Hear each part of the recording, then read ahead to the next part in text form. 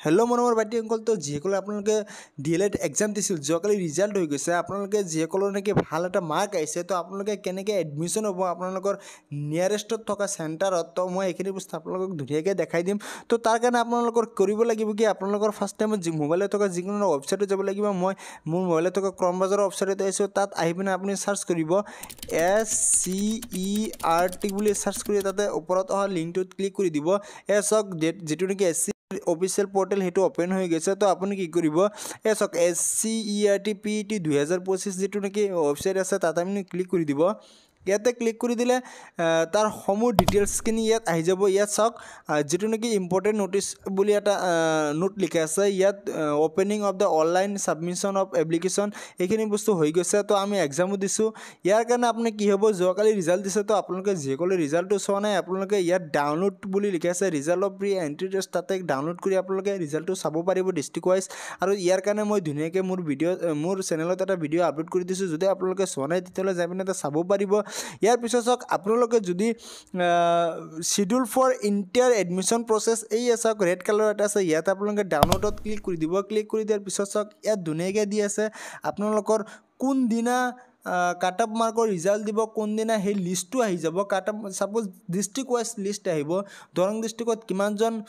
প্ৰাৰ্থী আছিল তাৰে ভিতৰত কিমানজনে কিমান নাম্বাৰ পাইছে হেতুটো ৰিজাল্টত আহিছে আৰু কাট অফ মাৰ্কত কিমানজনে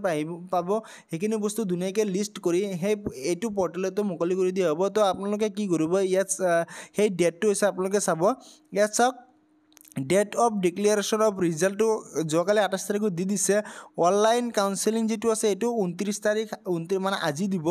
আৰু চাওক result of allotment of institute round 1 মানে যেটো নেকি কাট অফ মাৰ্কৰ ৰাউণ্ড 1 হ'ব 1 ফেজ হ'ব এইটো 4 তাৰিখ 8 মাহ 2025ত মুকলি কৰা হ'ব যেটো সেই চাৰ্টটো আহিব যেটো সেই লিষ্টটো আহিব হেতু 4 তাৰিখত আহিব তো আপোনালোকে এইটো পৰ্টেলত 4 তাৰিখত চেক কৰিব আগষ্ট মাহৰ 4 তাৰিখত ধুনীয়াকৈ চেক কৰিব আৰু ইয়াতে চেক কৰাৰ পিছত যদি আপোনালোকৰ নামটো যদি কাট অফ মাৰ্কত আহে তেতিয়াহ'লে আপোনালোকে নিয়াৰেষ্টত থকা যেটো নেকি চেণ্টাৰ আছে আপোনালোকৰ DLEDত তাত যাই পিনে আপোনালোকে এবাৰ ডকুমেণ্ট কেইটা ভেৰিফিকেশ্যন কৰাই ল'ব আৰু এডমিশ্যন হৈ যাব পাৰিব তাৰ কাৰণে যদি আপুনি নাজানে যে আপোনাৰ নিয়াৰেষ্টত থকা আপোনাৰ কোনটো চেণ্টাৰ আছে তেতিয়াহ'লে মোক কমেণ্ট কৰি জনাব মই এইখিনি বস্তু আপোনালোকক দেখাই দিম তো ইয়াত এইখিনি বস্তু ধুনীয়াকৈ ইয়াত লিখা আছে ইয়াৰ কাৰণে যদি আপুনি আৰু এটা বস্তু চাই আপোনালোকে যদি গভৰ্ণমেণ্টত এডমিশ্যন নহয় যাৰ নেকি মাৰ্ক কম আহিছে আপোনালোকে ভাবি আছে মই গভৰ্ণমেণ্টত এডমিশ্যন নহ'ম মই প্ৰাইভেটত এডমিশ্যন হ'ম তাৰ কাৰণে সুবিধা আছে তাৰ কাৰণে আপুনি কি কৰিব ইয়াত চাওক তাৰ কাৰণে আপোনালোকে ক্লিক কৰিব ইনফৰমেশ্যন বাউচাৰ আছে ইয়াত ডাউনলোডত ক্লিক কৰিব ইয়াত ডাউনলোড ক্লিক কৰিলে আপোনালোকে ইয়াত ধুনীয়াকৈ সকলো বস্তুখিনি পাই যাব যে আপোনালোকে প্ৰাইভেটত কৰিলে কিমান টকা খৰচা যাব গভৰ্ণমেণ্টত কৰিলে কিমান টকা খৰচা যাব আপোনালোকে যদি জুম ইন কৰি চাই ইয়াত গভৰ্ণমেণ্টৰ ফিজ কেইটা দিয়া আছে আৰু তলত প্ৰাইভেট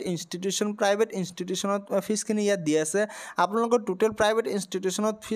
ফিজ যাব 34,000 টকা 34,000 টকাত আপোনালোকে 2 বছৰৰ DLED যেটো নেকি কোৰ্চ আছে সেই কোৰ্চটো কমপ্লিট কৰিব পাৰিব আৰু এলিজিবিলিটিটো আপোনালোকে পাই যাব তো চাওক ইয়াতো ধুনীয়াকৈ আছে ইয়াৰ উপৰি যদি আপোনালোকে আৰু জানিব বিচাৰিছে যে আপোনালোকৰ কোনখন ডিষ্ট্ৰিক্টৰ ক'ত চেণ্টাৰ আছে তাৰ কাৰণে যদি আপোনালোকে জানিব বিচাৰিছে তো মোক কমেণ্ট কৰক মই দেখাই দিম ইয়াতে আছে ইয়াৰ পৰা ধুনীয়াকৈ মই এইটো চেনেলতে ভিডিঅ' আপলোড কৰি দিম তো আপোনালোকৰ সহায় হ'ব তাৰ কাৰণে কি কৰিব লগা আছে আপোনালোকে মোৰ চেনেলটো ছাবস্ক্ৰাইব কৰি ৰাখক যাতে ইম্পৰ্টেণ্ট নোটিছবিলাক আপোনালোকে সোনকালে পাই যায় আৰু যদি কিবা আপোনালোকৰ অসুবিধা থাকে তেতিয়াহ'লে আপোনালোকে মোক কমেণ্ট কৰি জনাব যিকোনো অসুবিধাৰ কাৰণে মই আপোনালোকক সহায় কৰিবলৈ সাজু হৈ আছোঁ